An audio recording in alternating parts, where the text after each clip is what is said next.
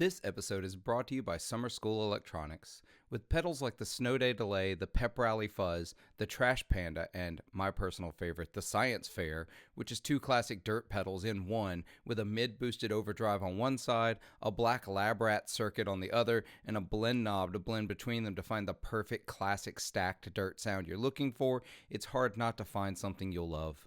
Mark builds all of his pedals by hand in Syracuse, New York, where he also works as a full-time educator. In addition to the super fun graphics on their pedals, Mark also offers custom artwork. Want your dog's face on a pedal? He can do it. Want your face on a pedal? He can make that happen too. Go over to summerschoolelectronics.com and make sure to tell him that 40 Watt Podcast sent you. This episode is brought to you by the supporters of 40 Watt Podcast over on Patreon. Go over to patreon.com/40wattpodcast, where for as little as $3 per month, you can help support the podcast and get every episode ad-free. For $5 a month, you'll get every episode ad-free, as well as a bonus episode every week. I can't overstate how thankful I am for the support of my patrons, and hope you'll consider joining the team and helping keep this show on the road.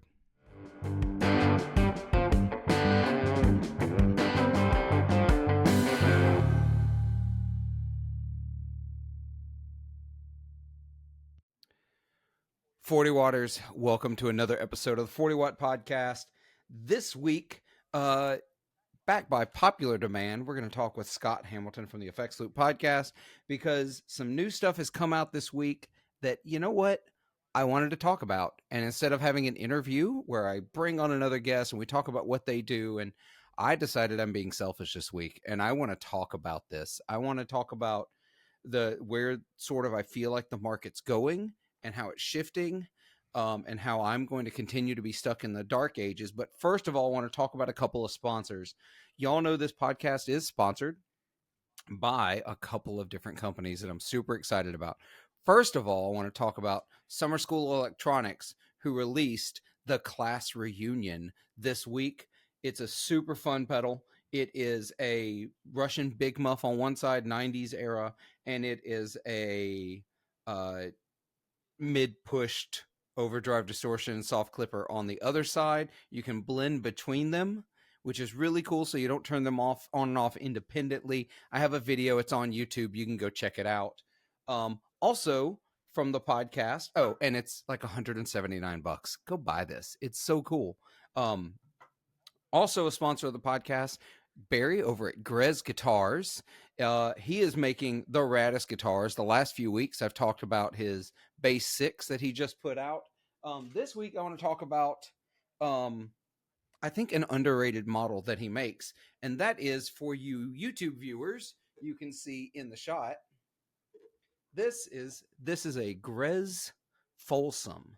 So it's got its roots in the old Bigsby style guitars, and this one actually does have a Bigsby on it.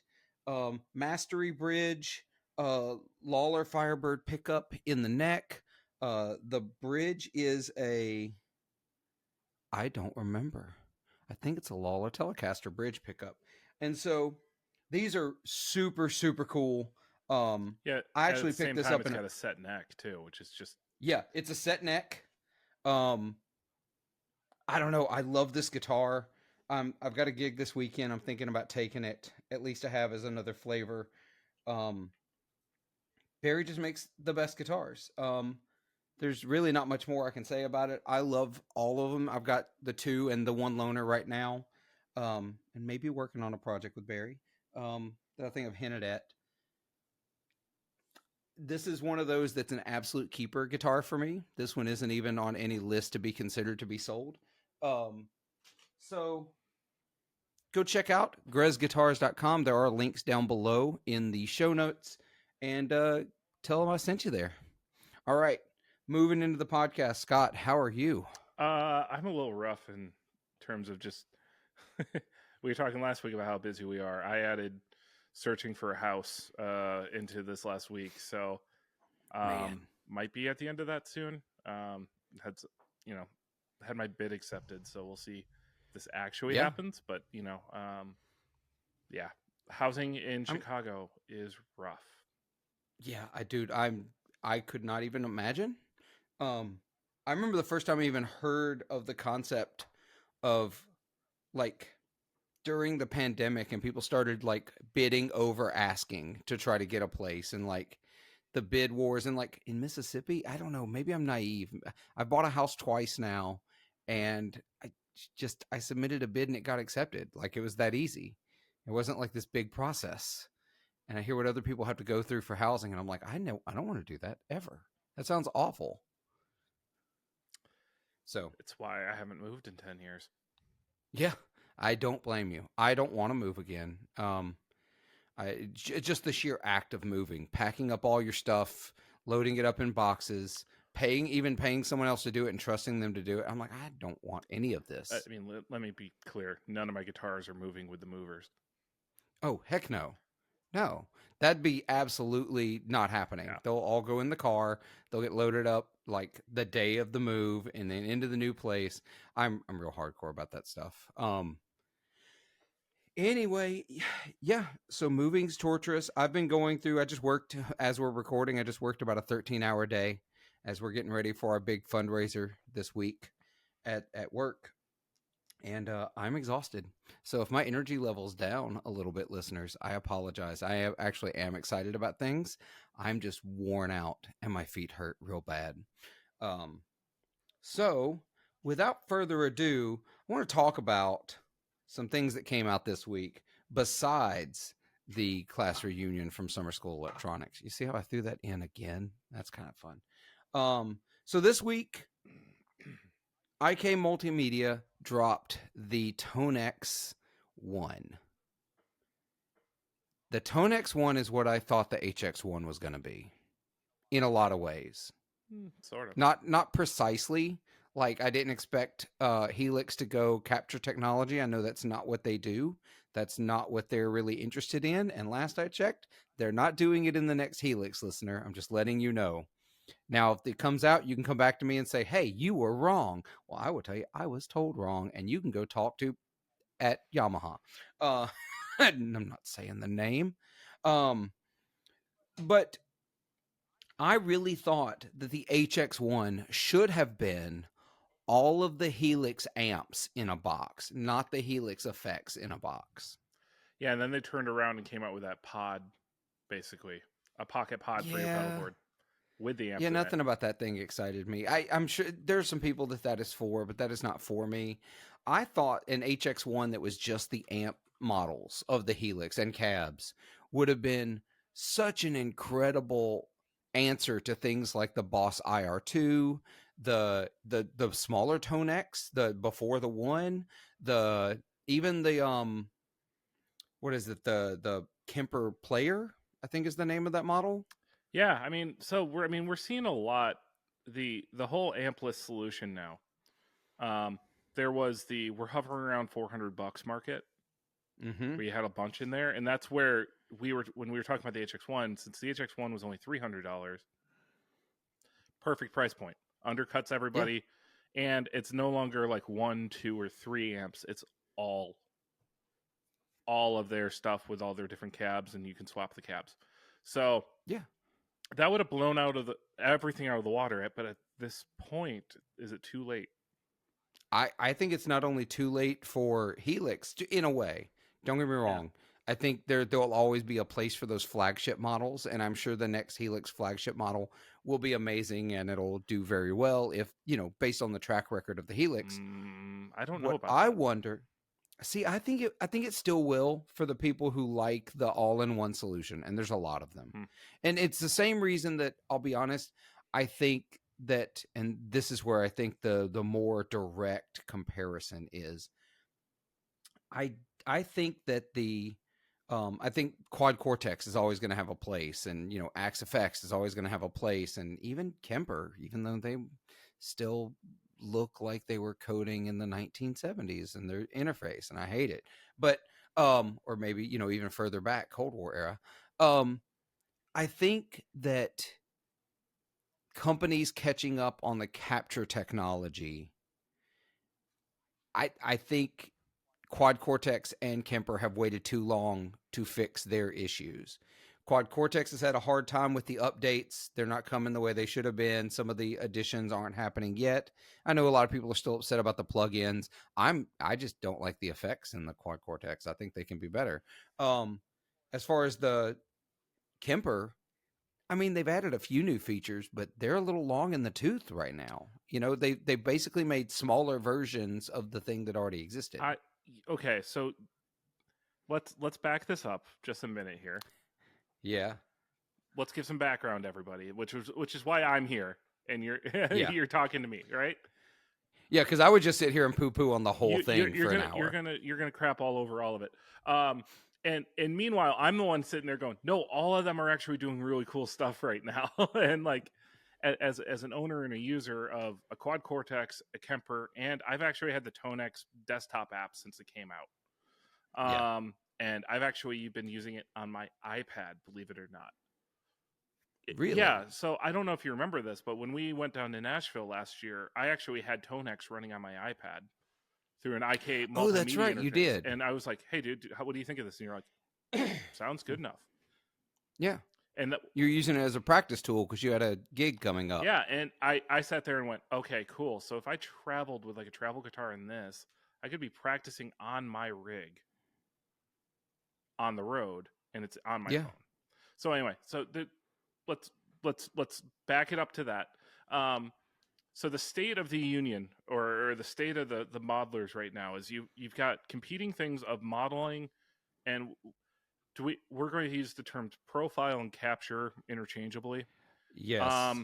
Or we could call it amp cloning, whatever you want to do. It's this.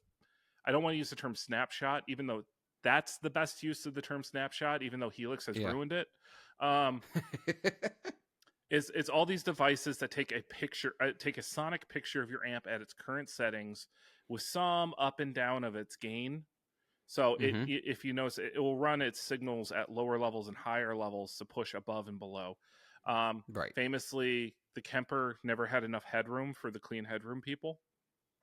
And so there was the classic model it or profile it at a little extra gain and then dial it back out.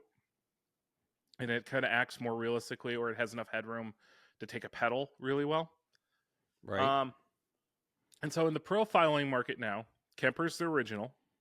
Just flat out, they are the original. Yes, they are.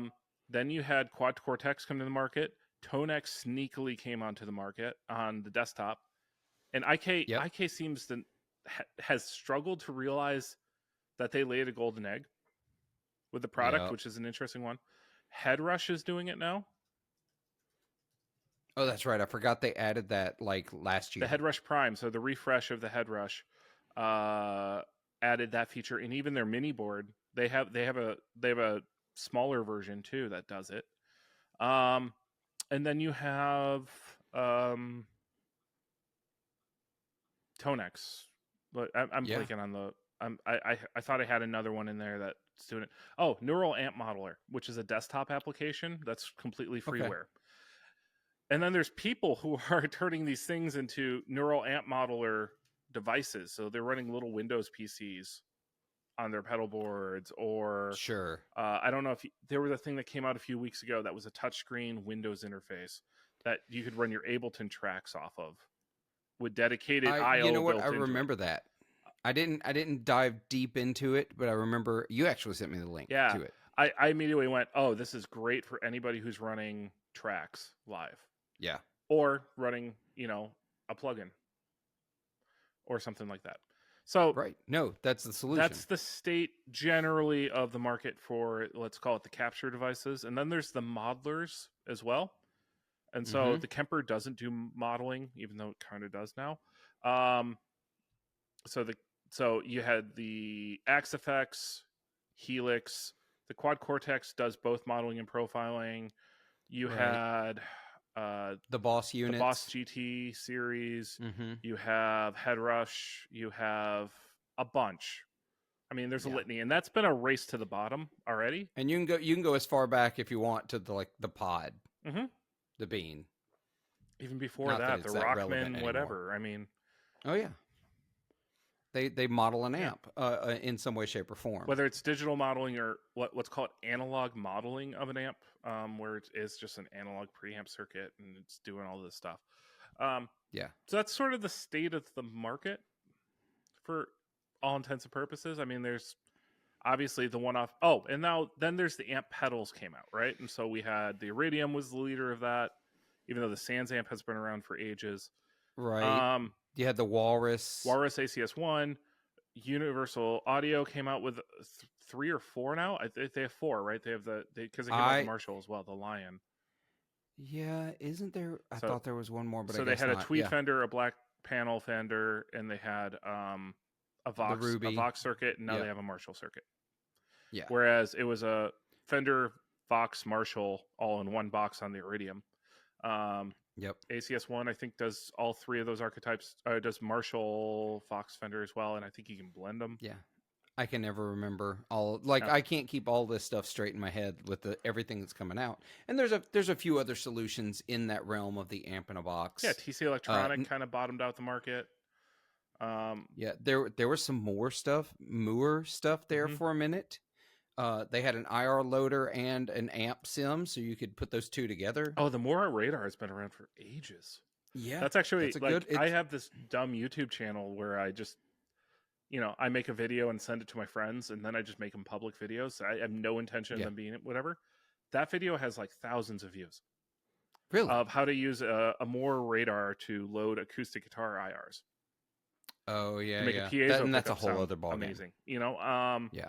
Because any EQ can be expressed as an IR. So yeah. But anyway, state of the market, right? With that market. Yeah. First of all, I felt like the Tonex was incredibly disruptive already. It was. At what, $500? $400 something. And the small footprint. Small power $400. The other one, I'm going to keep talking about power demands because particularly Tonex is the big Tonex, big quote unquote big Tonex, used the same footprint as IK came out with a delay box, a reverb box, and I believe an overdrives box. Yeah, multi-effect. It's kind of trying to be like the poor man's like Big Sky Strymon kind of multi-effect thing. They sounded pretty good, but it's IK, so they had no liked heritage. them when I tried them. Yeah, I think it's just the market on that's so saturated at this point that you either need to go completely nuts and not sell a lot, a la like the Maris, the 2 most recent Maris pedals where they're just crazy and they're expensive, or like Chase the Mercury X and the LVX. Yeah. I think that market's just so saturated already. The Big Sky is so ubiquitous, and it's an easy button, and everyone has all the presets that, honestly, things like the DL4 Mark II just has not been a successful product, despite it being a fantastic product.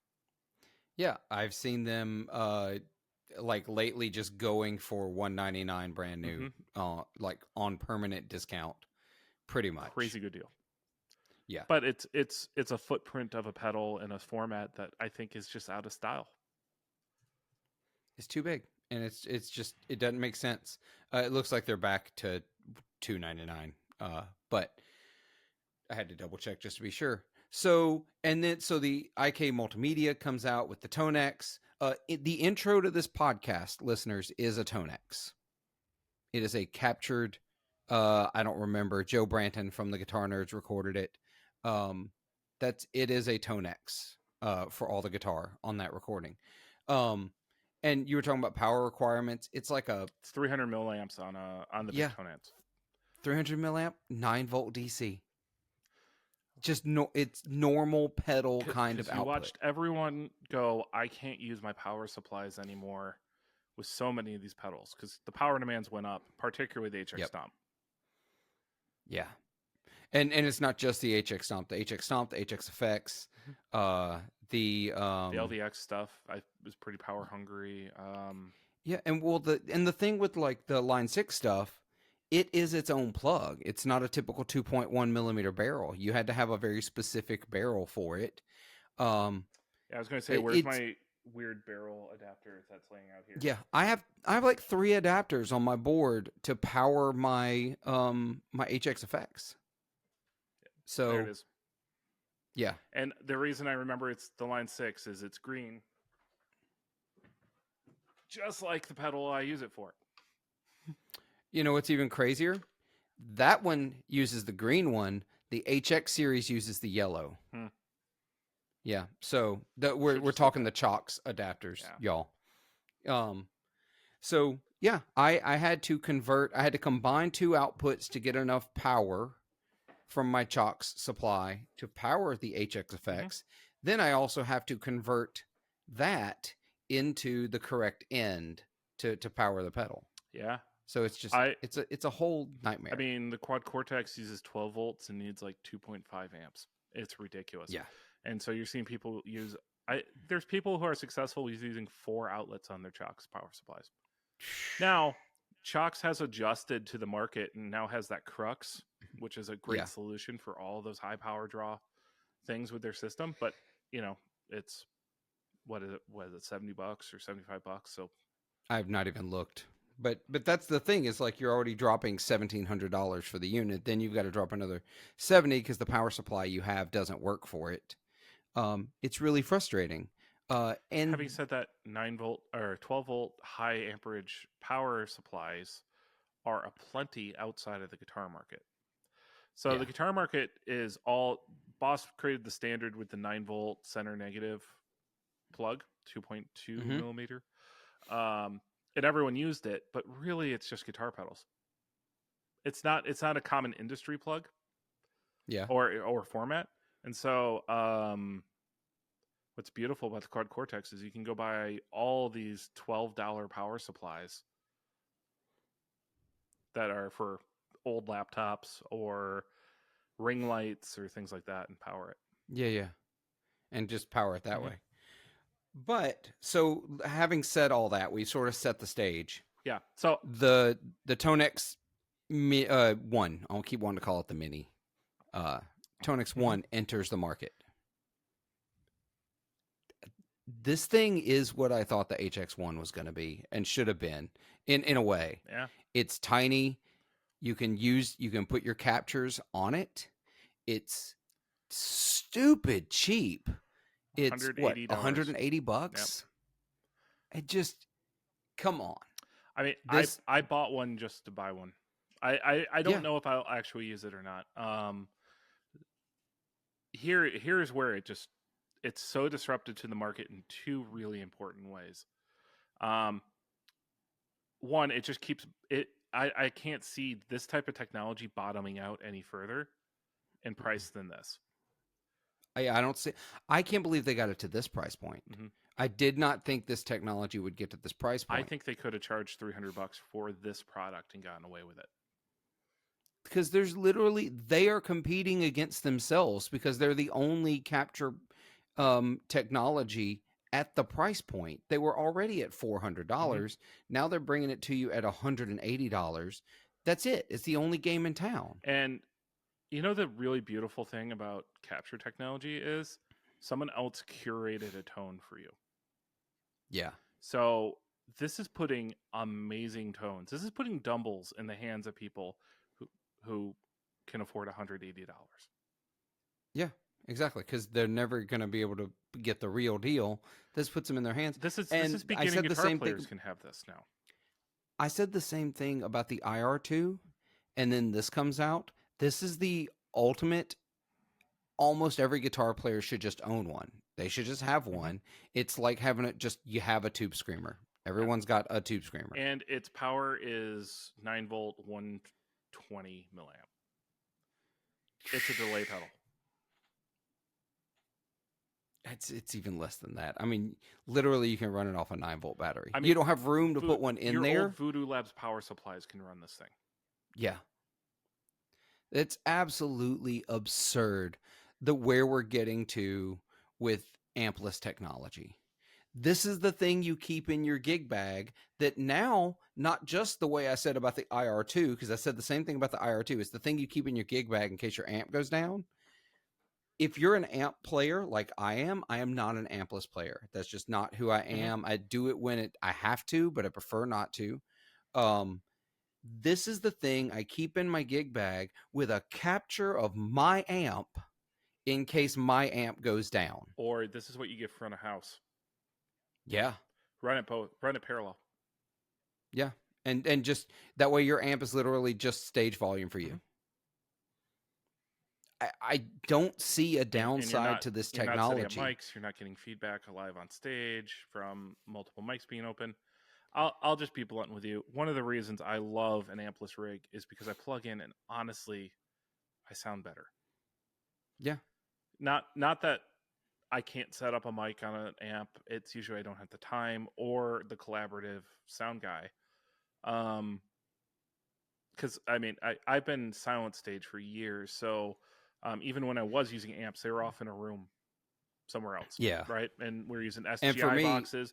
SGI boxes are $350 just to run my amp off stage is $350. Those things are so expensive. They're great. They are wonderful boxes, but they're so expensive. Whereas most of the gigs I play, the mic on the amp is performative. It's not actually being used. You cut everything under. You set the low cut at like 500 hertz, and it's just there to add some top end if you need it. Yep, that's it. Yeah. It's almost non-existent. The mic is just, to say you had it, just at the very, very off chance that you need it. Because I'm playing these small places. I'm playing small, blues and country bars. And you play 100 watt head sometimes. Yeah, sometimes. Most of the time I'm taking a 35 watt at this point. So I wonder, does this kill the Quad Cortex and the Headrush Prime and the Kemper? Not at all. You don't think so? No. I don't think it kills it, but I think it eats some of the market. I think it eats the Tonex's own market, to believe it. Oh, I definitely think it does. Here's a very important thing to know about models or captures and things like that. Once you are in one ecosystem and you build your collection out of everything you captured, or so if you're like me and you're just really using it to curate your own amps, it's hours of work to get all those settings in. I think you and we've talked before about I'm in a process right now of profiling out my Super Reverb, right? And the reality is I always set my Super Reverb basically the same way and run it like that. But then I started playing with different amps or cabs on it because cab matters so much. And then the other fun one of on the Quad Cortex, you're always battling CPU headroom for how many blocks you can throw in. Running a capture of an amp with the cab included in it uses less CPU, so it's easier to run. Okay. Using a capture of a head and a separate cab is more CPU, actually significantly more CPU, and even running an IR loader as a second block, it's more CPU. So it behooves you to actually include the speakers in a lot of what you do on that. Whereas the Kemper has this fun like cab removal kind of thing in it. The Kemper's way more powerful than anyone gives it credit for. It's like Axe FX levels of like tweakability. Yeah, I got lost on the Kemper trying to just go through the menus and stuff like that. I hate their interface. I just do not like it. Yeah, I agree with it. Use the desktop editor always. Yeah. There's a reason why the Kemper lives at home mostly for me. Yeah. Having said that, recording, miking, reamping, and editing, my work process on a Kemper is the fastest of any of my systems. Really? Yep. Now that they added, like in a recent Kemper update, they added USB audio finally to it. So I can actually pull my direct signal out, listen to my wet signal, record with that in no latency monitoring. I can clip up, quantize whatever I'm playing, print it, reamp it right back. I hit like 2 buttons and the modes flip. That's all I gotta do. That's pretty good. I do like about the Kemper that there is literally technology in the Kemper that when it was put in, they had no use for it, and they've slowly unlocked the reason for it over the years. Yeah, I mean it's mixed feelings because like I mean you were just beating up the Quad Cortex for doing the same thing. Yeah. I mean, it's true, but well, they've been around longer. The Like the Kemper is thing about over the 10 Kemper, years old. yeah, the Kemper predates the Helix Hmm. by several years. And so I think that's pretty impressive that that long ago, when they were they were the first, that they thought that far Hmm. ahead. I don't think it's as impressive for the Quad Cortex because they've had a roadmap. They've had at least an idea. The path has been blazed for them. They knew what was needed. They knew what was required. It's the same reason that we haven't mentioned the Fender Tone Master one time in this entire conversation Oh yeah, that thing. until now. Has it been Yeah, updated yet? no, not that I'm aware of. It's a it's trash. I will die on this hill. It's And more of someone's going to tell me they have it and they love it, but it is trash. It was not ready for release. It is not ready to compete at the same price point as the Quad Cortex, the Helix, or even the Kemper. It's just not ready. yeah, because they had that day one update. This podcast is supported in part by Stringjoy Strings. I'm a snob, at least that's what people tell me. I'm never okay with good enough, and that's where Stringjoy Strings come in. They're better than good enough. They're the best. Stringjoy are making some of the finest strings available today right up the road from me in Nashville, Tennessee. They offer custom sets, balanced tension, coated strings, the works. If you need it, they can probably make it happen. You should be using Stringjoy Strings, and if you're going to order from them, you really could help this podcast out by clicking the affiliate link down in the description or show notes below.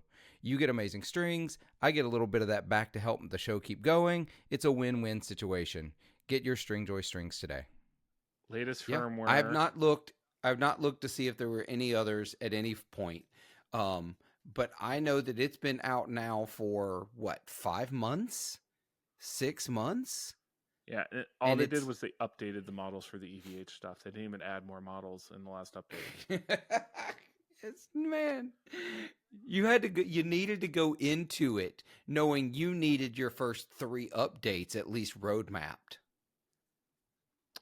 Yeah, I mean, there's that. I mean, people are knocking on the Quad Cortex for not having plugin support, which is interesting because I've seen what their implementation is, and it's actually not plugins. Yeah. So it's not like it's running a VST inside of it. It's they have amp models in there, and they're converting the amp models to the same format that runs on the Quad Cortex as runs on their desktop platform. So they're unifying how they're doing all the technology on the front end and the back end, right? Yeah. And so the models that come in the plugins will be unlocked if you own the plugin. So theoretically, it's paywalling amp model updates inside the Quad Cortex. See, I sort of expected that, to be honest. I kind of fully expected that if I wanted the name one, the freaking Tone King Imperial Mark II. Like if I wanted that in the Quad Cortex, that took me way too long to get out, by the way. Tone King model in there already, but I could be wrong. Yeah. But if you want the Tone King Imperial Mark II, like the plugin, I'm just using an example, you have to actually own the plugin to use it inside the Quad Cortex. I fully expected that. That just makes sense. I think a lot of people expect it to run just like the plugin. So you just have the Tim Henson plugin or that. And they also think they're all going to run day one. So you've watched Neural kind of slowly revamp a lot of their existing plugins that they've made into these X versions. Yep. So what that X update is getting them coded so that they could port over. Yeah. Okay, that makes sense. And I will say they have been forthcoming with updates, and they said they sent out like an update like 2 months ago saying the betas are running, people are using them, and they showed how it works with the UI and everything like that. And it's still not out. So I don't know. They are slow with the trickles of updates. I mean, their anniversary is coming up. Maybe it's key to that. Maybe it's not. Maybe. I feel like at this point, can they really afford to wait anymore, even a few days? Dude, the Quad Cortex has sold strongly.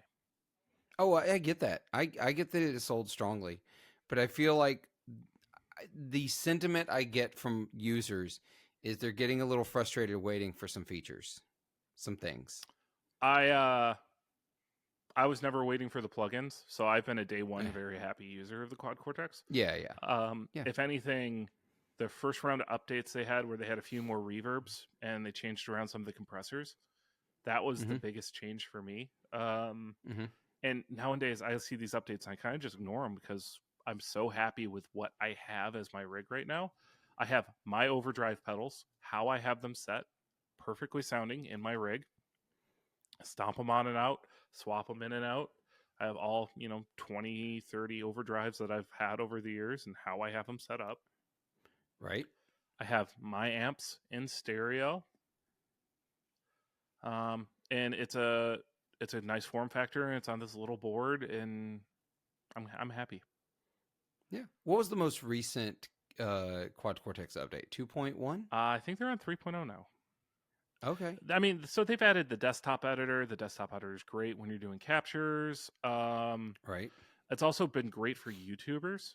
There's a few YouTubers out now who will use the desktop app to say, like, here's how I'm building this rig, or here's how I'm dialing in the sound. And whether they're showing off modeling or they're showing off the capture side of it, it's better there. Same thing with the Kemper. Once you have more control and a better UI, and the other reality is, I didn't mind the Quad Cortex when I just had the unit because the unit would sit on my desk. And you saw these people buy like laptop stands and they put it on that. And so if you treat it like it's like a rack mounted hardware, it's a hardware unit that you sit on your desktop. It's great. Mine's mounted in a pedal board with Velcro and stuff. I'm not taking that out. No, that makes sense. For the expression controllers and things like that. So now that sits on the floor. So editing it means I'm either bent over on top of a guitar, which I'm a chubby dude, so that gets in the way. So it's just more easy to access kind of thing. I mean, anything HX, I would use the desktop editor in a heartbeat. I don't like the clicky buttons they use very much. Yeah. I use the HX editor all the time when I'm at home, but I'm also really comfortable with the system if I'm live and I'm like, oh, that's not working right now. I got to tweak it. Yeah, I mean, and I sort of there with the Kemper. There's still some hangups I have with the Kemper. That's the steepest learning curve. But once you kind of get your head around it, it starts making sense. It's just there's multiple menus because there's multiple options, and you get comfortable with that. So what I'm wondering when we talk about this Tonex One, this feels like it's going to end up being the thing that people put on their pedal board. Like this is going to be the new end of the chain on the pedal board amp. You can actually capture your own amps. Now you do have to buy the capturing software separately, I believe. And you also need the hardware to do it. So I would say Tonex is interesting. So, okay, let's the premium units, the Kemper and the Quad Cortex, and even I believe the Head Rush, does all the capturing in box. In the box, they have ins and outs. They do all the signals and the processing and everything like that in the box. Tonex runs on your computer, and so that immediately I think rules out probably 3/4 of the population. Not because necessarily people don't have audio interfaces at home or things like that. They just don't know how to do that.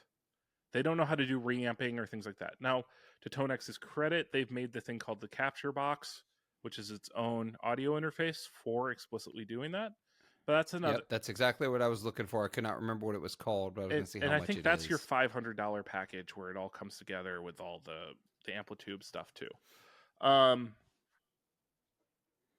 So that's great. $650. Okay, $650. We'll get you the capture box, the software, and the Tonex itself. Yeah, and you get a light version of the software. You don't get the full-fledged version of the software with the Tonex One. So you're limping into a system. Theoretically, I think people are selling Tonex models now, so that ecosystem is there more or less. Now, I don't know if Tonex actually has a built-in storefront anymore. So Tonex is built off the Amplitude system, which was always had tons of amp models in it already. But they just for whatever reason, I think because a lot of us saw Amplitude running on your phone with a very crappy audio interface, we weren't very happy with the experience. Amplitude can sound good. It just sometimes doesn't. Yeah. So it's just building on that ecosystem, which is like stealthily, IK Multimedia has been doing a lot of cool stuff and not really getting much respect in it. Yeah. But yeah, so where I was going with that is there is a divide now between what I will call the users and the producers. And don't get me wrong, Kemper has an ecosystem of producers.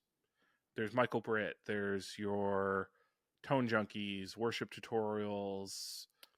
Yeah. All these different people are actually making a living, or at least, supplemental income by capturing stuff constantly, or they're using it as an excuse to buy and flip gear and make some money off the side of it or whatever. Sailor Sounds does it. So many people do it. To the point that market's actually pretty crowded. Yeah. But if you're like me, where all your Kemper profiles are from the same people, you have a lot of consistency between everything. So you can hot swap them, move them around, and they work well. So like Tone Junkies has a really consistent product. And so like they're a good one to buy from. Tone Junkies is available on Tonex as well. Yeah, so they're on Quad Cortex as well, and they're on Helix as well. So they're everywhere. I mean that's a cottage industry, but there is literally people who are doing this what seems like full time. Yeah, and I was just looking at I went to the Tonex page to look at some of the players that are in their marketplace. So they have creators tab. You have collections, or you have a creators donated tab. a bunch of stuff. Like he profiled this Dumple in there, if I'm not mistaken. Like they've got Jason. Yeah, I saw that at the top. He's not listed as a creator. That's in the collections. But like creators, you've got Studio Rats, you've got Tone Junkie TV, you've got Chop Tones, you've got Jason Sedites, Guitar Lab. There's a bunch of known entities. But you know what else they have? Official Mesa Boogie. Yeah, they license stuff. Yeah. I mean, a few amp manufacturers have done Kemper or Quad Cortex patches of their stuff. Yeah. Because the other reality is if they create a good official stuff, I think they realize that turns around to actually people buying their amps eventually. I've bought more amps now that I have a Kemper than I did before I had a Kemper. Yeah, here it is. The ODS Legends collection has multiple Dumble captures, plus the original TS-808 and an original Klon capture. That's pretty cool. Pretty cool. Yeah. So, but bear in mind, all those things are on every platform too. Yeah. So that's one knock I would say against Tonex is, but I think I'm probably of a rarity that I would say I'm more of the producer class, where I'm making my own stuff, I'm capturing my own amps, I'm capturing my own pedals, I'm using my own stuff. I don't use anybody else's stuff on the Quad Cortex, and frankly, it's whatever to me. Having said that, I share a lot, if not all of my stuff on the Quad Cortex, and it's wildly popular. Because I had the first KTR and the first King of Tone on there, and those things download, and my Kilt V1, those things downloaded very quickly to a lot of people. So, people want those tones, and they grab them. So that's my knock against Tonex, is in a way it kind of keeps the user dumb, but at the same time, the vast majority of users are just buying presets and not making anything. That would be me. I would not make my own presets, even though I'm an amp person and I'd want to capture my own amps. I'm not sure I'd actually sit and do it. I've made IRs of my own speaker cabinets. I know how to do it. It's not actually really that hard, y'all. You can make IRs of your own amps really easily. Especially if you have Logic. Yeah, exactly. Logic makes it super easy. Convolution reverbs, super simple. But I don't do it because I want to play guitar. I don't want to sit around capturing multiple captures of my amp settings and, pairing up with multiple speakers. I just want to turn the damn thing on and play guitar. Yeah, and I mean, if you're doing a ton of them, what you wind up doing is you just dial it in, and then you hit go, and then you do something else, and then you wait for it to finish, and then you hit go again, and then you wait for it to Yeah. finish. So, like for me, I've made it such an iterative process that I actually do it while I'm working. I'll just have the thing running, and then I'll actually have a loop running off the DL4. That's why it's out. To do the sonic A/B test, I just have a G, D, and a C. That's all I need to do. I know it sounds right or it doesn't. Yeah, and so it just runs and runs and runs and runs. Yeah, there's that. I'll also say this: Tonex, in my opinion, has the highest learning curve for the modeling side of it. Oh, really? Yeah, it's the biggest lift because you have to get your computer to work with everything. So I've had Tonex crash on me a number of times because computers are just more temperamental than often these boxes are. Sure. Don't get me wrong. I've had a Kemper crash. I've had Quad Cortex crash. They're computers too. Computers crash. Yeah. But yeah, I've had Line 6. It's only happened twice, but I've had it do a weird lockup thing. So there's a heavier lift with the Tonex. I view the Tonex right now just snobbily on a few different levels. Yeah. That while I will admit it can sound just as good as any of the other ones. Tonex also has a fidelity choice.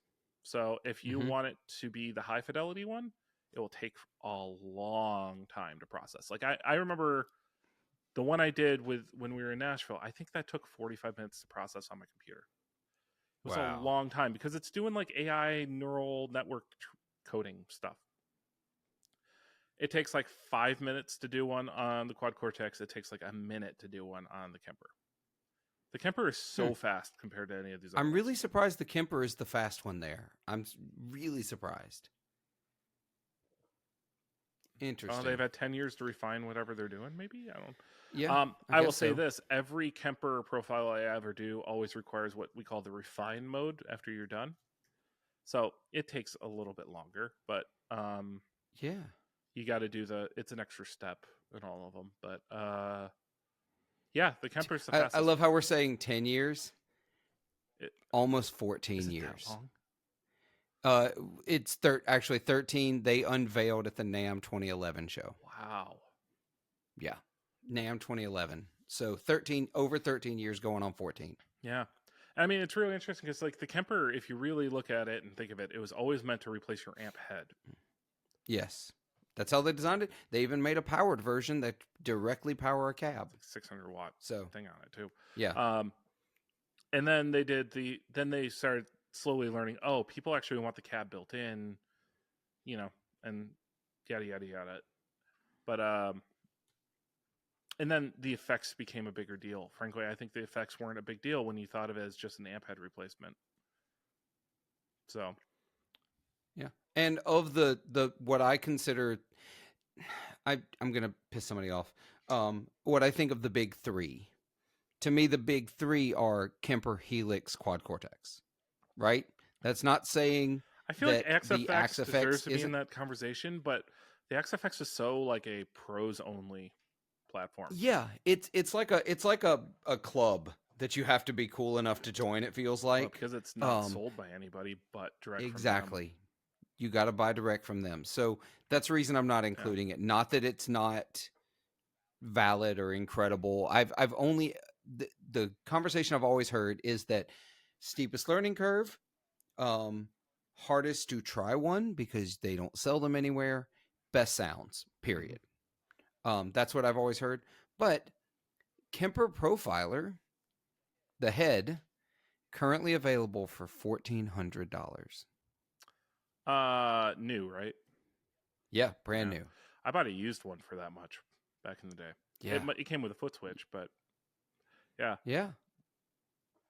That's I bought really one of those wild. That price is insane. I bought one for $1,400 in 2020, and I don't regret it, even though it's really gathering dust. Yeah, it's a great for me at this point. It's a great home practice tool.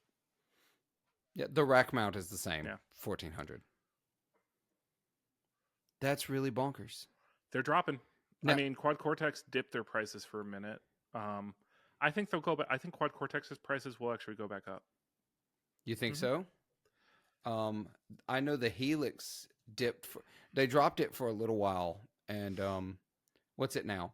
The Helix is $1,500, brand spanking new. Yeah, they dipped for a minute because it looked like they were clearing stock for something new, and it didn't come. Yeah, no, I think they actually were just doing a sale because they dropped all their products for a little while there, because that was the same time that the DL4 Mark II was discounted. So I mean, it's been a soft market, and so yeah, so and it's just getting softer. all right. If we go back to the Tonex One again, just a couple last thoughts here. One, I see a lot of people owning 2 or 3 Yeah, stereo amps. You'll have, which is what my rig is. I like to run a Vox side and a Fender side, and blend them together. That's the praise and worship tone. So right now it's my super reverb with my Z-Rec. Sounds beautiful and huge. I love it. So the Quad Cortex is the only one, to my knowledge, I mean, from a capture side, that could run 2 captures at the same time. Or actually more than 2 captures at the same time. To my knowledge, that's still the only one. The head rush. But by that point, you're running a lot of DSP at that point. Not as much as you think. Captures don't really run that much DSP. The model. I'm not about to. I was thinking I'll look up the specs real quick. I'm not about to do that. No, I'm not gonna. Listeners, if you know, DM us, let us know, or put it in the comments on YouTube. Which ones can also do that if there's another one? The head rush might. That's the only one I think. I know nothing about the. I know nothing about the head rush Prime. I've played the original head rush. I've never played the Prime. I've never even seen one in person. It has auto tune in it too. Oh yeah, like actual Antares. It's not like some other brand. Well, that's wild. Because the Quad Cortex's last update added, or the next update that's coming adds an auto tune to the system, so you can use it. It feels like a weird effect for a guitar processor. Here, you're thinking of an electric guitar only device. Yeah. It has 2 microphone inputs possibly on it. So I can run my acoustic guitar and I can run my mic through it. So now I have compression, reverb, and auto-tune on my mic for when I'm gigging. And I send one signal acoustic guitar that also has, let's say I threw an impulse response, a compressor, a reverb on that. All my processing's done. I know my tones are dialed. And I throw that out to front of house, and all they have to do is turn it on at the coffee shop, and it's going to sound killer. Yeah. I mean, that's what I used to use the Helix for, but no auto-tune. Yeah. You did it for all the other stuff because it also has an XLR input for a microphone. Yeah. So, in fact, my coffee shop gigs, I didn't even need the PA because I plugged into the Helix and I used power cabs as my speakers. Which is a PA, basically. And so, yeah, which is a PA. Yeah, so I mean, there's more use cases than just the electric guitar player going on here. But I'm seeing bands run a Quad Cortex for 2 people. I've definitely seen that. I've seen that with Helix as well, especially the Helix rack. Yeah. I've seen it more with the Helix rack than the foot unit. I've definitely seen it a lot with the Quad Cortex with, 2 players playing the same unit. Sometimes it's the bassist and the guitarist is using the same unit. Yeah. That's pretty cool. I think if you don't need a lot of effects for your sound, that's a great way to do it. 1 unit. You can run 16 blocks on one of those inputs. Yeah. So there's a lot you can do. Yeah, I think so. So that's use case 1 of Tonex. Is I think there's going to be a lot of people selling the big Tonex pedal and buying 2 little ones. And running it totally stereo amps or something like that. Also, there's a part of me that wants to buy the Tonex, the big one, the bigger one. Like literally, there's a part of me that thinks about selling my Captor X and buying the Tonex. I would hold on to the Captor X for a little while because that will help out a lot with creating your Tonex stuff. Oh, that's true. But I can run a direct out through my attenuator. You could. You could, but again, capturing it with the cab on it. Yeah. Yeah, there's IR loading in the new Tonex stuff, but I don't know how well it's going to be. Yeah. I mean, here's the thing. We're all excited about this product. I still need to get my hands on it because let's be honest, it's a big knob and 3 little buttons. So it kind of looks like the little like Azor pedals. Yeah, it's gonna be a nightmare to adjust in the field. Mm-hmm. Just is. So how the user interface and the desktop app is and stuff like that, we'll see. I'm hoping that it will be a great underneath the board kind of pedal. It's just on. Yeah. I throw it on my big board. There's my amp, and I just bring my big board. Something like that is how I sort of see playing with it. There's another really fun use case for this that people are talking about, which is when the Quad Cortex got big, people started capturing pedals. Yeah. And no one really used the big Tonex, because it's $400. So no one was using it as an all your drives in one box kind of option. Mm-hmm.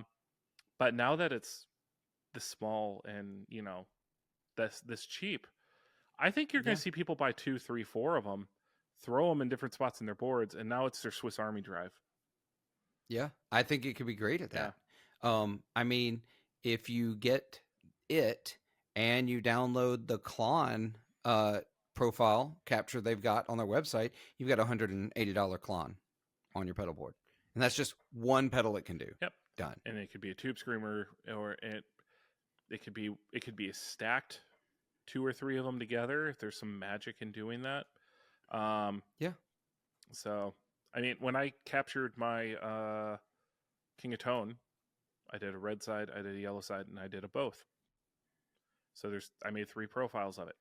Now, the fun reality is I actually still just like running them 1, 2, and I just stack. I actually do the left-right stacked into each other. Okay, instead of running your stacked profile? As 2 separate ones. It's easier. That makes sense. Easier. Because I use them interchangeably. One's higher gain than the other.